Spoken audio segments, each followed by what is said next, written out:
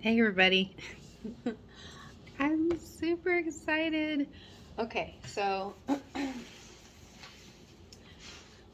I do talk about other things other than glucose monitors. I have an Instagram where I talk about my garden. But I think I'm going to move those videos over to YouTube just because it's easier for me and I don't have to do lives, which I don't really like to do. Um, I got some seeds and I'm really excited. Okay, so for those of you who see this that have followed my Instagram before, which probably not many of you, um, and like, I'll put it to you this way. I'm a third year gardener this year. In 2020, I 2021, 2021, 22. So in 2021, I started my garden and I have like a little postage stamp backyard. It's tiny, tiny, and because I live in a condo, so I have a rare little small backyard in this area. Not a lot of us have those. I'm not allowed to dig in the ground, so I have to do everything in containers. My dad and I made some um, garden boxes, and then I put everything on shelf. Like I have these plastic, heavy duty plastic shelves to keep everything up off the ground, and I did, like I started 12 different varieties of tomatoes. I had like four different varieties of peas. I mean, I'm acting like I have just like a couple of acres to do this with. So the first year, the thing was just getting started. I wasn't trying to like know how to do it perfectly or anything. I just wanted to do it. So I started a bunch of seeds. I didn't really have very much in the way of produce. Um, Production was very, very low. And the reason why is because I was like putting four tomatoes in one 3 gallon pot. So I got a lot of really small cherry tomatoes, but I didn't really get any much of anything else. And then I started, like, I think I started my whole garden, the seeds, um, in January. So by the time I got to March, which in my zone I'm in 6A.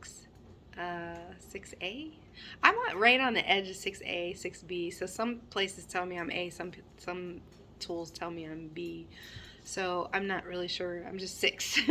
And by the time I got to March, my frost date is at the end of April, which like realistically after Mother's Day is what they say. Um, Everything had died and I had to start it all over again because I started it too soon. So there was a whole bunch of stuff that I started, and then by the time May came around, half of it died again, and I ended up direct sowing outside in the pots. And then I overcrowded everything. I was trying to grow broccoli in the middle of July, and like I was just doing all kinds of crazy stuff. Um, Spoiler, it didn't grow.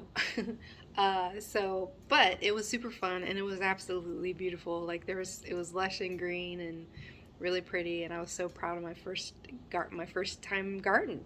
So last year, my second year, same thing. I was smarter though. I leveled up a little bit. I didn't plant things too early. Um, I didn't over I did overcrowd, but it wasn't nearly as bad. So I had two tomatoes per pot, and actually, that wasn't so bad. So a lot of the varieties I had died, and I don't really know why. I think I had some contamination in some of the soil. I'm using a hodgepodge of different soils and stuff. So I had some from the previous year and some new stuff. So the stuff grew pretty well in the soil from the previous year, but the stuff that I used with the New Year's soil, some of it didn't do very well at all. So I know a lot of people were complaining of contamination, so I think maybe it could have been that. I don't really know. But I did have a lot more um, production. So I had these great, almost everything that I got from the seed swaps, because I do some a seed swap group on Facebook. That did great. I have a little, I haven't used it yet. I have a little bag full of Rosella hibiscus. It looks beautiful. It looks just like what you might buy in the store, only like nicer, like the color's nicer. I dried it out, and I'm gonna make some punch out of that. And I just haven't wanted to do it yet, but I had some stuff that looked really good, and so I was really proud of that. But still, I still overcrowded a lot of stuff. I figured out that I was having a lot of trouble with my root vegetables growing, and I think, and they, even radishes, like I couldn't get them to grow properly. So I think one of the things I learned is you've got like the bulb, right, of the beet, let's say, and then it's got this root. And I was growing them in a kind of a shallow, it's like a swimming pool, like a little kiddie pool. So I'm like, well, maybe they don't need a whole lot of depth, but maybe they need more depth than that. So this year I'm going to put them, I have these really tall pots. I'm going to put them in that, so that, in the carrots too, so that'll allow, because my carrots don't get very big. So I was thinking, well, maybe that's what it is. The deeper that root is able to go, maybe the makes the root vegetable bulb out more. So there's some takeaways that I have from last year, but last year, again, it was really beautiful. But my timing wasn't right, and I found out that there's a trick to the seed mats, and if you just put everything on them, that's not good. And this year I'm going to try really hard not to start the seeds too early. I haven't even put my shelf up, and I'm not putting it up until the end of February. So maybe, because I really want to put it up. But anyway, beautiful garden, really proud of it. And I got to actually make a tomato sandwich for myself from tomatoes that I grew. And I had like a good handful of, hold on a second. Sorry, my kid came in. I had to check on something. But anyway, long story short, got some takeaways.